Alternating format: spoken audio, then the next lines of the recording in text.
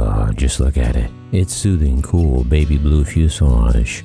Its calming, almost hypnotically zen South Korean flag logo. It just gives off the vibe that even though flying is stressful and yes, even a little dangerous these days, especially in South Korea, still it was that livery, their old livery, that was somehow always calming and reassuring, kind of like a warm blanket on a cold winter's night, and not to mention, just plain beautiful.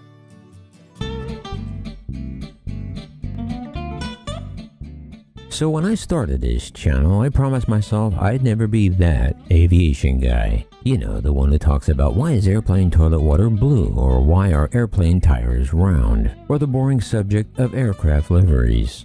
However, after a recent string of aviation disasters in South Korea, from Jeju Air to the South Korean military accidentally bombing its own cities, well, now South Korea has crossed the bridge too far and finally managed to turn me, yes me, into that aviation guy.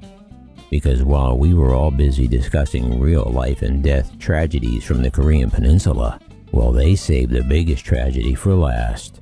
And that, of course, is the rebranding of Korean Air after merging with the smaller Korean Asiana Airlines. And with that merger, they also brought the end to one of the truly last historic and iconic airline liveries ever. And so that's why I finally decided to talk liveries on the channel. Because Korean Air has been one of my favorite liveries since their last makeover over 40 years ago. And frankly, I just needed to make my voice heard on the subject, whether anybody cared or not. I mean, just look at this. It's soothing, cool baby blue fuselage and its calming, almost hypnotically zen South Korean flag logo. It gives off the vibe that even though flying is stressful and yes, even a little dangerous these days, especially in South Korea, still, it was that livery, their old livery, that somehow was always calming and reassuring, kind of like a warm blanket on a cold winter's night. And not to mention just plain beautiful. But hey, that's just me, and I could be in the minority here. So how about you? What do you think? Let me know down below.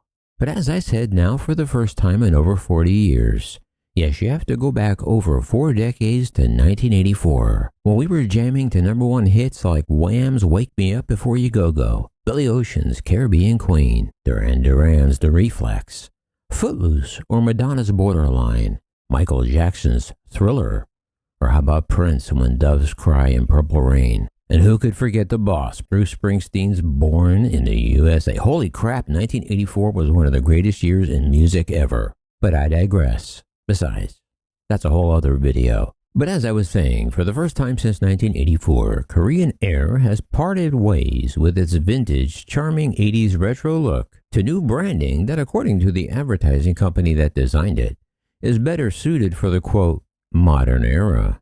Well, modern era, my Aunt Edna. I call it sacrilege. And just who do we have to blame for this rebranding malpractice? Well, besides the head honchos at Korean Air, that is. Well, they are the global creative advertising consultants, the Lippincott Company. And frankly, they should be publicly shamed. Well, not really, but kinda sorta. The new Korean Air rebrand includes a new font, a redesigned logo, and a muted color scheme. Oh, and for you in the US, if the logo looks familiar, well, if you've ever been grocery shopping at a Safeway, well, here's your sign. However, pictures published online show the first aircraft sporting the new color scheme on a Boeing 787 landing at Seoul Gimpo Airport on March 10, 2025, ahead of the new branding's official launch, which took place on March 11, 2025, and is set to debut across the rest of Korean Air's operations and on the liveries of its aircraft coming to an airport near you soon. The new livery replaces the current scheme, which was first introduced on March 1, 1984, on one of the company's Boeing 747-300s and one McDonnell Douglas MD-80. But this rebrand comes just a few months after Korean Air officially completed its merger with the smaller Asiana Airlines, still South Korea's second largest airline. But now by joining forces, the two companies will become one mega airline. As Korean Air begins to fold Asiana Airlines operations into its own, Asiana's brand identity will slowly be phased out. But officials say that Korean Air's new look is meant to differentiate this upcoming phase of its 55-year history as it becomes an increasingly global brand. But some say that Korean Air's former branding had a distinctly 80s look and feel, including a stylized, quote, chunky font and vibrant color palette of sky blue, cerulean, and red. Yeah, and to that I say exactly. It was perfect. That's what made it awesome. But Dan Vasconcelos, a partner at the advertising firm Lippincott, says that while the 80s branding is iconic, it's not every day that you get to evolve a brand's assets that have been untouched for over 40 years. Yeah, if by evolve you mean ruin, yeah, well then you're doing a good job. I'm sorry, sound a little bitter there. Anyway, he said for the first step in this major undertaking, his team decided to tackle the brand's logo. The new Korean Air scheme, as seen on the Boeing 787-10 number HL8515, is a so-called modern uptick on the current design that, while not moving entirely away from the themes previously featured across the fleets, provides an updated refresh on the current livery. Retaining the overall blue upper fuselage, the titles have been enlarged to encompass the forward window line, and then the font has been modernized and now features a darker blue palette. The word Air has also been dropped, with the airline's name simply presented as Korean. The tail, however, does continue to feature the distinct Taeguk or yin-yang pattern, although this has been simplified and stylized. The Taeguk pattern is outlined in the same navy blue as the titles, with the red no longer featured anywhere on the new livery. The Boeing Dreamliner featuring the new livery is one of Korean Air's newest additions and was delivered to the carrier in July of 2024. According to Flight Radar 24, the plane last flew a commercial service on February 23, 2025 from Fukuoka to Seoul before stopping at Busan Airport for repainting. After getting its new livery, the aircraft was ferried back empty from Busan to Seoul Gimpo Airport on March 10, 2025, ahead of the official launch ceremony held on March 11, 2025. The airline said at the launch event that the updated logo aligns with modern and global minimalist branding trends while preserving the airline's distinct identity. And I find this next sentence kind of hard to believe, but Korean Air's chairman Cho Won-tae said it took almost 3 years to fine-tune details over the change of their corporate logo, adding that when our overseas designers sent us a draft version of our new corporate logo, they left out the Taeguk yin-yang logo, but we strongly oppose their ideas as the mark represents Korea's identity. Well, thank God for that at least. However, the new branding will be gradually introduced across new airport facilities, lounges, and in-flight environments over the coming months. And speaking about the future of Korean Air Group, the chairman also added that providing high quality of service will remain at the forefront of the expanded airline's ambition. Korean Air will rise to become the 11th largest airline by number of annual passengers after the merger, but he said, "I would prefer to achieve quality-focused growth rather than achieving such an external growth." Cho also added that the airlines that currently sit under the group umbrella will be consolidated to achieve economies of scale and maintain safety standards. This will include Air Busan and Air Seoul, which will both be incorporated into Korean Air's low-cost arm, Jin Air, by the end of 2026. But hang on, and as they used to say, don't touch that dial, or that clicker, or the swiper, because we're not done with Korean Airlines breaking news yet, because it seems their female flight attendants have let the airline know where they stand, and I mean that literally, as in the shoes they prefer to stand in while on the job.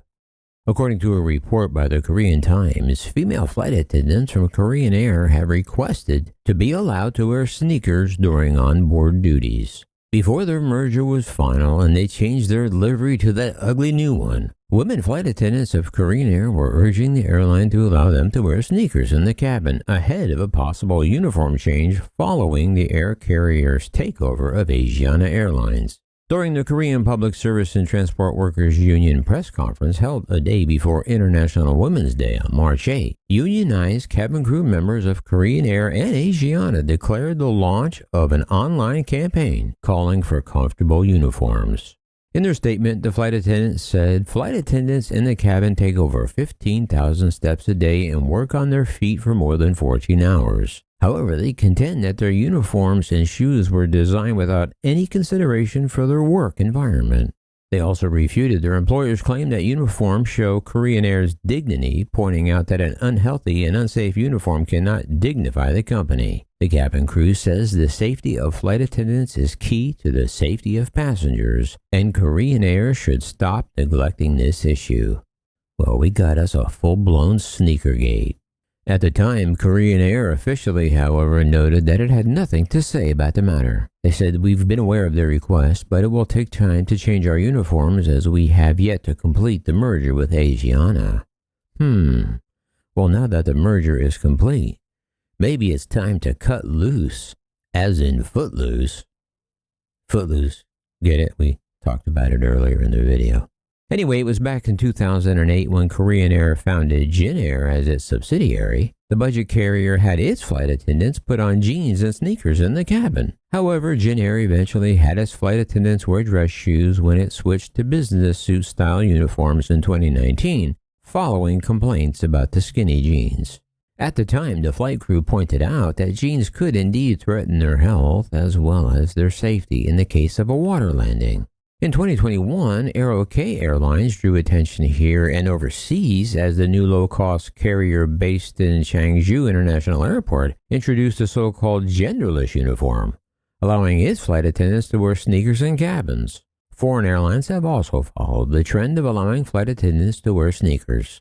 So, will Korean Air's flight attendants be allowed to wear sneakers or not? You're just going to have to stay tuned. When I know, you'll know.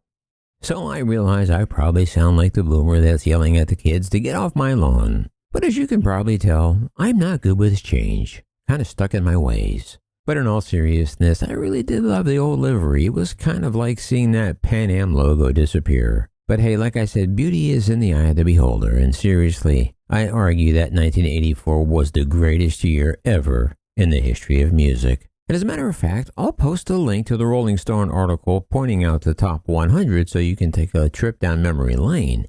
And if you feel like it, tell me in the comments what your favorite hit of 1984 was.